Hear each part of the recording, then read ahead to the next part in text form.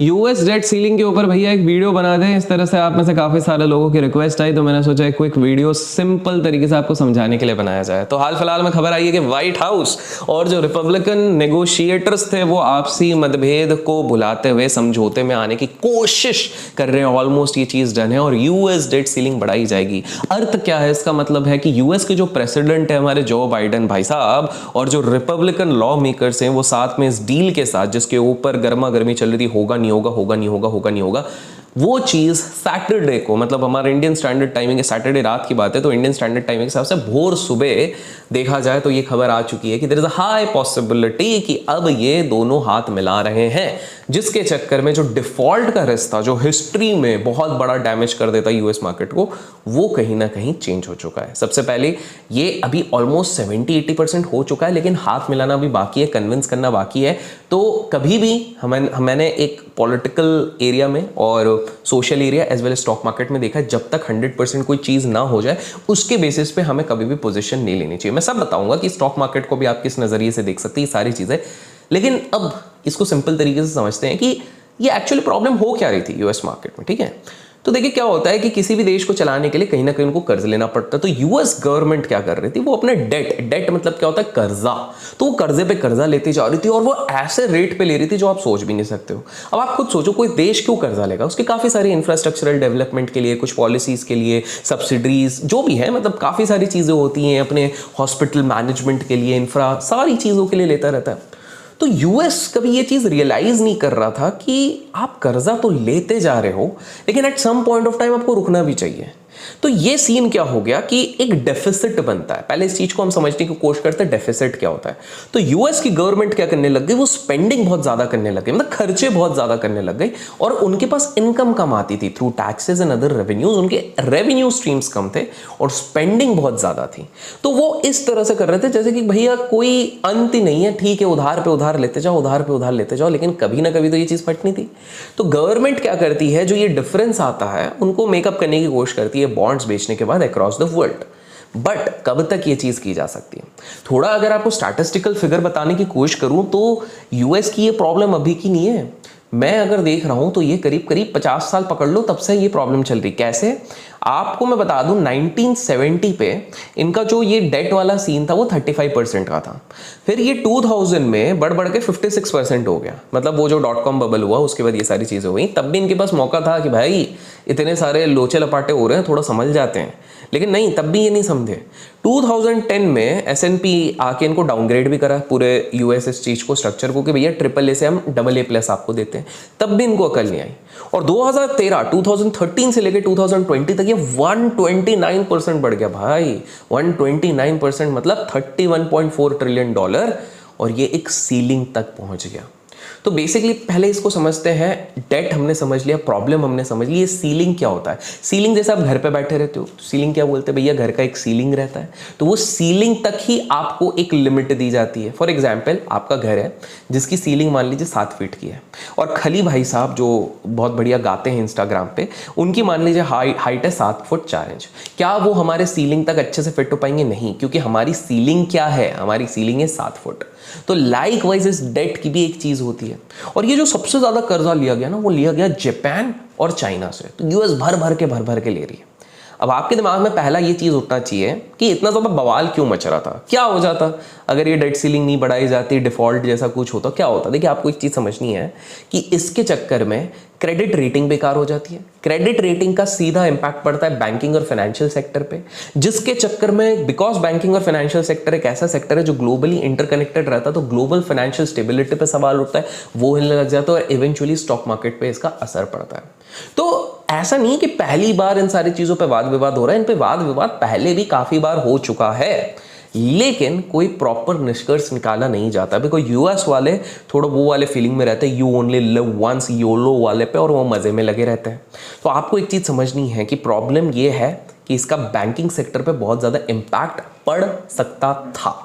तो अब क्या हो गया कि अब इन सारी चीजों को देखने के बाद, बिकॉज गवर्नमेंट के स्पेंड ज्यादा हो रहे थे, इनकम कम हो रहे थे, डेफिसिट बहुत ज्यादा हो रहा था, नंबर ऑफ बोरोइंग्स जो थी, फेडरल डेट जिसको कहते हैं, वो बहुत ज्यादा बढ़ने लग गया। तो यूएस ट्रेजरी जो थी वो सोची क्या करा जाए, क्या करा जाए, किस प्रकार से हम अब गवर्नमेंट स्पेंडिंग को बढ़ा सकते हैं, बिकॉज हम तो उधार पे बैठे हुए हैं। तो उन्होंने दिमाग लगाया कि यूएस ट्रेजरी बोली अच्छा हम उधार में है, पैसा नहीं है, कोई बात नहीं, गवर्नमेंट स्पेंडिंग करनी है तो हम और ज़्यादा उधार लेंगे। और वो दे धनादन उधार लेते गए। तो अभी तक हमने समझा कि उधार लेने के क्या प्रॉब्लम्स हो जाते हैं, प्रॉब्लम क्या हो रही थी जिसके बारे में हर कोई बात कर रहा था, सीलिंग क्या होता है, एक सीलिंग बना के रखी थी जो कि अभी तक $31.4 ट्रिलियन के आसपास था। तो हम उस सीलिंग तक पहुंच गए थे। तो अब पूरा ये वाद विवाद चल रहा था कि रिपब्लिकन्स, डेमोक्रेट्स, ये जो बाहर के बीजेपी, कांग्रेस, इस तरह से समझ लो, ये सब मिले और इस लिमिट को बढ़ाया जाए, इस चीज पे वाद विवाद चल रहा था। ठीक है, अब आगे बड़ा इंटरेस्टिंग चीज़ है। तो इस पे ना वाद विवाद चलने लग गया। बाइडेन साहब बैठे, वहाँ से दूसरे लोग बैठे, बहुत बातें चल रही थी कि भैया होगा नहीं होगा, होगा नहीं होगा, लेकिन इस पे कोई निष्कर्ष नहीं निकल रहा था। इस पे एक पार्टी बोल रही थी कि हाँ ठीक है हम कर लेंगे, दूसरी पार्टी बोल रही थी नहीं करेंगे। फिर कुछ चीज़ें आई, फिर कुछ इधर कंडीशन आई। देखिए क्या होता है कि जब भी आपको कोई मेजर इकोनॉमी रिलेटेड कोई चीज़ पास करनी रहती है तो ऐसा नहीं होता यूएस में कि भाई हमने बोल दिया, राजा ने बोल दिया तो ये हो जाएगा। सबको मिलके वोटिंग करके पास करना पड़ता है। जब तक ये सारी चीज़ें पास नहीं होती है तब तक वो सारी चीज़ें क्लियर नहीं होती। तो ये प्रॉब्लम चल रही थी। और इसलिए आपने एक चीज़ देखी होगी कि हमारा मार्केट थोड़े टाइम तक, हमारा मार्केट भी संभल के चल रहा था। लास्ट सेशन को भूल जाइए, फ्राइडे वाला सेशन भूल जाइए, हमारा मार्केट वाज लाइक 18,300, 18,400, 18,300, 18,400, इसके बीच में थोड़ा इर्द गिर्द घूम रहा था। अब इस पे नेक्स्ट इंटरेस्टिंग चीज़ हुई। आपने देखा कि लास्ट सेशन में हम करीब करीब 18,500 पहुंच गए। क्यों?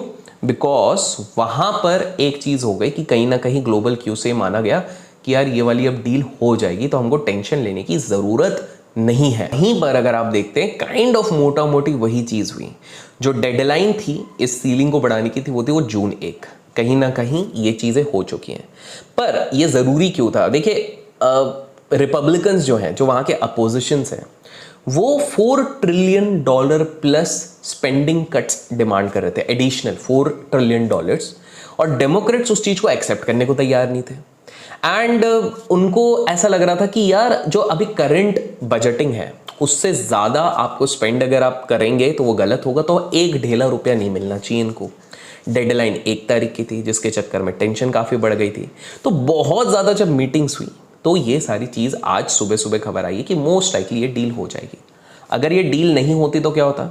4% जीडीपी का डिक्लाइन हो जाता, 6 मिलियन से ज़्यादा जॉब्स यहाँ पर चले जाते, अनएम्प्लॉयमेंट रेट 7% से बढ़ जाता, $12 ट्रिलियन का हाउस होल्ड जो इनकम है वो लूज आउट हो जाता। और उसी चक्कर में ये काफ़ी ज़्यादा प्रॉब्लम होने लग गई। अब हमको समझना है कि इसका क्या प्रभाव पड़ सकता है ओवरऑल मार्केट में। हमारे मार्केट की बात करें, अच्छा अभी तक अगर वीडियो लाइक नहीं किया है गाइस तो लाइक ज़रूर कर दो, प्यार से कह रहा हूँ। ऐसा लग रहा है कि आप लोग भाई बहन हैं हमारे, तो बिल्कुल लाइक कीजिए। बिकॉज इस तरह की सिंप्लिसिटी के साथ, आई नो यार मैं बहुत ज़्यादा वो ताम झाम नहीं करता हूँ कि बहुत ज़्यादा एनिमेशन चल रहा है, दिल से दिल की बात कर लेता हूँ, बट बिल्कुल आप करेंगे तो बड़ा अच्छा लगेगा। अच्छा हाँ, और कुछ लोग पूछते हैं तो भैया आपका कोर्स अगर करना है या कोई भी चीज़ करनी है, लिंक डिस्क्रिप्शन में मिलता है, YT15 यूज़ करो, 15% ऑफ लो। सारा मेंटरिंग ग्रुप है, कोर्स है, सारी चीज़ें आपको डिस्क्रिप्शन में मिल जाएंगी, चेकआउट कर लेना। तो पॉइंट ये है कि ये अब डिपेंड करता है 5 तारीख तक मेरे लिए इंपॉर्टेंट है, क्या ये चीज़ पूरी मटीरियलाइज हो जाती है। तो 5 तारीख तक मैं हैवी पोजीशंस, पर्सनली अपना बता रहा हूँ, मैं हैवी पोजीशंस नहीं बनाऊंगा इंडेक्स में कहीं पर भी। दूसरी चीज़ मुझे लगती है कि Monday and Tuesday will be very important, क्योंकि अगर ये चीज़ अब फाइनल है और अपोजिशन को कोई इसमें आपत्ति नहीं है एज ऑफ नाउ, बिकॉज अभी भी जो डील हुई उसको मैं डिटेल में अगर पढ़ रहा था तो उसमें एक चीज़ लिखी हुई थी कि वो बोल रहे हैं कि सारी चीज़ें नहीं मानी जाएगी। जो ये डेट सीलिंग बढ़ाने वाली बात है वो ठीक है, लेकिन सारी चीज़ें नहीं मानी जाएंगी। तो इसमें इफ्स एंड बट्स बहुत हैं। तो अगर ग्लोबली कोई भी हमको मेजर सरप्राइज आता है, अगर सरप्राइज आता है तो मार्केट वहां से ढल भी सकता है, और ढल सकता है मतलब वो 18,200 18,100 तक भी आ सकता है। तो मैं एक पॉइंट बना रहा हूं कि 5 तारीख तक ज़्यादा हैवी नहीं जाना है, स्मॉल क्वांटिटी के साथ जाना है। ओवरनाइट जाऊंगा तो हेजिंग के साथ जाऊंगा, मतलब अगर मान लो मैं कॉल सेल करूंगा तो साथ में मैं अपना पुट वहां पर कुछ करके जाऊंगा, पुट भी सेल करके जाऊंगा या फिर कॉल बाय करके भी जाऊंगा दूर का। तो इस हिसाब से मैं हेज करके जाऊंगा। आपको क्या लगता है निफ्टी, बैंक निफ्टी कहाँ जा सकता है? मेरा व्यू है कि मंडे को तो ऑब्वियसली मार्केट दिखा रहा है कि कहीं ना कहीं गैप पे खुलेंगे, लेकिन अगेन बैंक निफ्टी 44,150 के ऊपर अगर टिकता है 1-1.5 घंटे तो मैं एक डिसीजन ले पाऊंगा। अगर नहीं टिकता है, that means again we can expect some negative outcome from the global cues. और इस बार की एक्सपायरी बड़ी इंटरेस्टिंग हो गई, बिकॉज मैं डेट्स देख रहा था फाइनल चीज़ की, वो कोइंसाइड होने वाली है वेडनेसडे रात, मतलब हमारे इधर थर्सडे। तो इस बार एक्सपायरी के एक दिन पहले दोस्तों ज़्यादा पोजीशंस लेके मत जाना। कुछ भी पसंद आया तो लाइक और शेयर ज़रूर कीजिए। Till then keep learning, keep growing, keep investing and keep trading.